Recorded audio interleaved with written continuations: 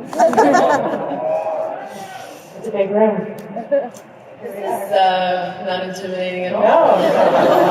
Hi, everybody. So nice to be here. Thank you. Very happy you're here. So I always ask this question during this panel, but I'm particularly interested in your answer since you grew up in South Africa, pretty far from Hollywood. Yeah. When you were growing up, who were some of the kick-ass women that you were looking up to? Did you have anybody that you were looking at? Other than my kick-ass mom? That's always a good answer. Always good. Yeah, my mom was pretty kick-ass. You know, I remember being really young and seeing Sigourney Weaver. Yes. And that changed just womanhood and girlhood on like a whole other level for me. Not just in action genre, but just who she embodied in that film and just how capable she was. And yeah, it just really did something for me. I remember going back and watching that movie when I did Monster. So it's not just an action thing, it's something she transcends in that film. And I love Linda Hamilton. I mean, like, there's so many great females who just really hold their own in the genre. But Sigourney has always been very close to my heart, for sure. That's a good one. And I think you are also raising the genre with Atomic Blonde. It's pretty amazing. And I know you've been producing it and developing it for years. And you had told me you were really interested in finding a protagonist who was unapologetic and could play by the same roles as men, which I love. And what I'm wondering is, I know you must get a million scripts sent to you all the time. Was there a lack of that? Were you finding that you something you had to go out and develop yourself to make it happen? You know, I wanted something very specific, and I think when you are looking for something that specific, I was open to landing on my lap, but that wasn't happening, and I was about to turn 40, so kind of took matters in my own hands and said, why not actively go with my production company and search for something like this? So once we read a couple of pages of that, it was an unpublished graphic novel at the time, there was definitely, I saw great potential in this character to have the ability to live and breathe in a world where she could play by the same rules that men get to play all the time. And that was something that I really loved. Yeah. What else is it about Lorraine? Because I feel like one of the things I've heard from you before is we don't learn a lot about her backstory. She's sort of an enigma, and that's totally okay. And that sort of falls into what you're talking about. I love it, yeah. I love it. I love that, I think sometimes we can, when a story doesn't quite work, I find that the female characters in the movie will always be the ones that are used to then emotionally manipulate in a way that men don't get used in that way. Meaning that, we're known to be nurturers and we might not be thought of as just warriors. So we need a reason to become a warrior. And I have a problem with that because we really are warriors and it's time for us to be shown that way. We don't need to lose a child or to lose a husband or to have some kind of a revenge story in order to become a warrior. I think that's it's not today. And I love that about Lorraine. I love that Lorraine lives and breathes in this world. And she exists. She's simply her. And we don't ever over-explain why she exists or why she's any good at her job or anything like that. She's there. And I love that about her. Hello, Hall H. How's everybody doing? Thank you. Hang on. Oh, that's some good BO, ladies and gentlemen. Wow. Those are some nerd bodies stewing in the sun. Thank you. My favorite perfume. All right. Thank you guys so much for coming out here to the Stranger Things panel. I'm going to be your host, and I'm not going to waste any of your time. This show rules. You know that it rules. And I was very, very happy to get to be asked to do this because this show for me, and I'm sure a lot of you, is basically my adolescence in the 80s. The only thing that was missing is if one of the kids fell into a Gallagher machine and actually had to pilot a ship for real. So today, a little later, you're going to be seeing some footage from the second season that nobody has seen. But let's just start. Let's get into it. Let's bring in the creators of this pop culture juggernaut. Ladies and gentlemen, please welcome the Duffer Brothers.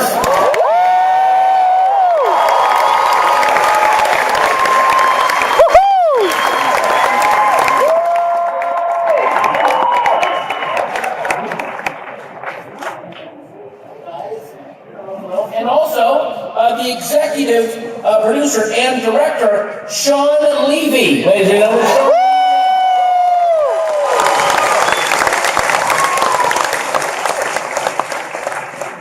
Okay, now I gotta just start off. Clearly, Duffer Brothers. Can I call you Duffer Brothers as if you're a single entity? Please. Can you answer by each doing an alternate word, like you're some weird aliens, parasitic twins? That would be really cool. That's how a lot of people think of you, I think, maybe. Okay, good. So what was, for people that aren't familiar, what was the brain of the idea? How did this concept come to be? Did you kind of mash up your adolescence, or what? Yeah, no, like we're like obviously big movie nerds, have always been. That's what we wanted to do. And we started to get into television as it became more and more cinematic. Yes. Shorter seasons, they started to feel like big movies. And so we're I like, remember it was like True Detective, Harry Fugaga doing that, and Steven Soderbergh's The Nick, and we just started going, I'm as excited and more excited by this stuff I'm seeing on television, if you even want to call it that. and so it was like, what would be the ultimate long movie? And it would be Spielberg directing a big, fat Stephen King book. And so John Carpenter doing that. Well, yeah, John Carpenter's With score. John Carpenter's Yeah. music, yeah. Right. So that was the dream, and that was sort of the ambition. We didn't think anyone was going to make it, so that was a nice surprise. Oh, really? Yeah. Wow, nice. And then, Sean, how did you get involved? What made you go, oh? Well, my executive, Dan Cohen, he comes to me one day and he says, you need to stop what you're doing. I've read this script by these two twin brothers that no one's ever heard of, and it might be the best thing I've ever read. And I read it, and it was. And I didn't know kind of how it was going to work. And again, we didn't know if anyone was going to let us make it, and we definitely didn't know if anyone was going to watch it.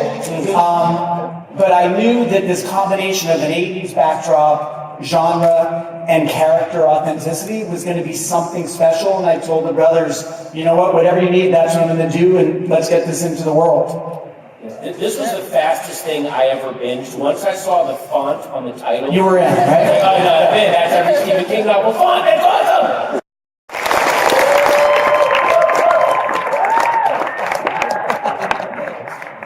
And then, we of course have the Hawkins heartthrob. Please do not rush the stage as Steve Harrington, Joe Keery.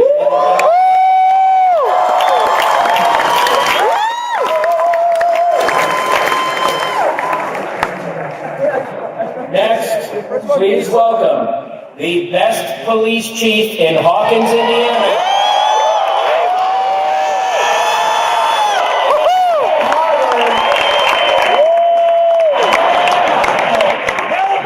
Bring him back. Hellboy's got a dad bod. Okay.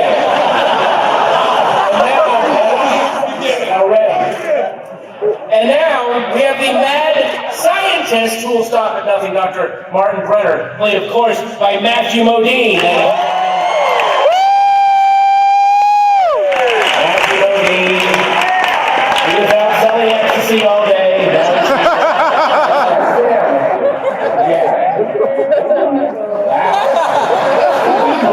You're going to turn into a skateboard. God. There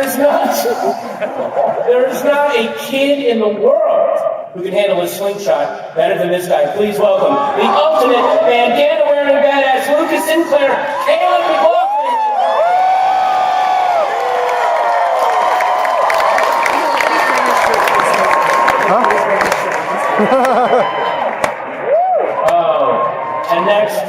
We have the kid with the biggest heart, the dopest hat, and the most beautiful smile. Dustin Henderson, Gaten Matarazzo.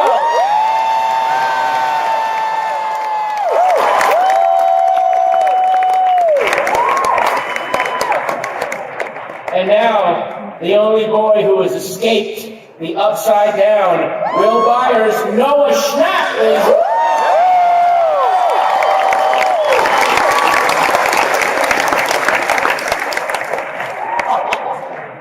Next up, the ringleader of the pack and everyone's favorite best friend, it's Mike Wheeler, Finn Wolfhard.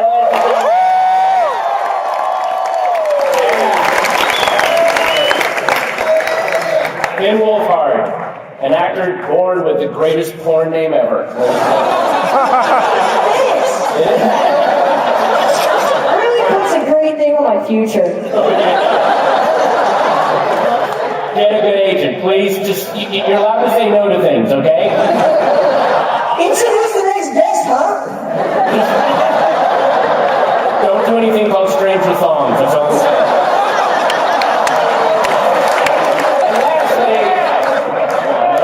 Well, thank you. You still got it, Oswald! Lastly, in a world of 10s, be an 11, ladies and gentlemen, welcome the girl who can flip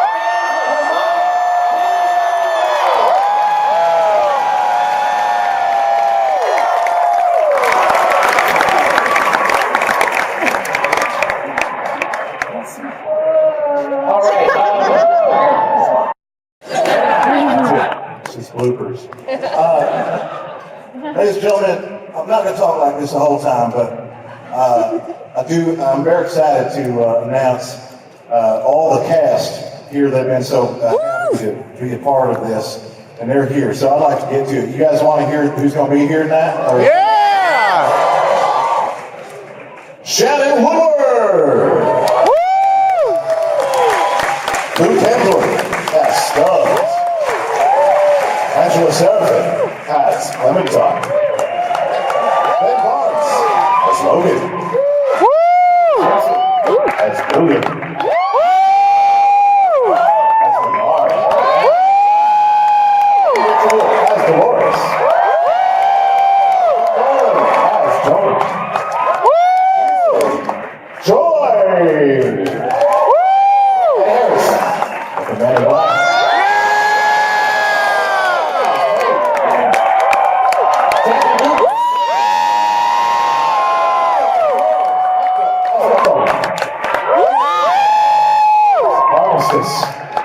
Simon Corderman as Lee Sizemore, and of course, Tessa Thompson as Charlotte Hale.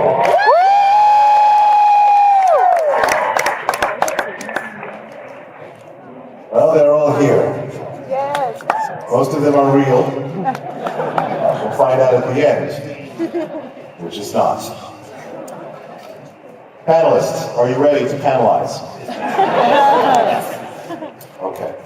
I have a couple comments to make. First of all, level of detail in the world is incredible. That makes me relax when I watch a show. The way people are holding their weapons correctly is really nice. The size of a hat and the way it's worn and the angle of the head of the person is a huge deal. Having really believable user interfaces on small tablets, which can fold up to a really convenient size that can be put into a back pocket very quickly. And then throwing away that technology because we don't need to explain that is also a welcome addition. When the actors freeze and the camera continues to pan, but they're still perfectly frozen, it's amazingly well done.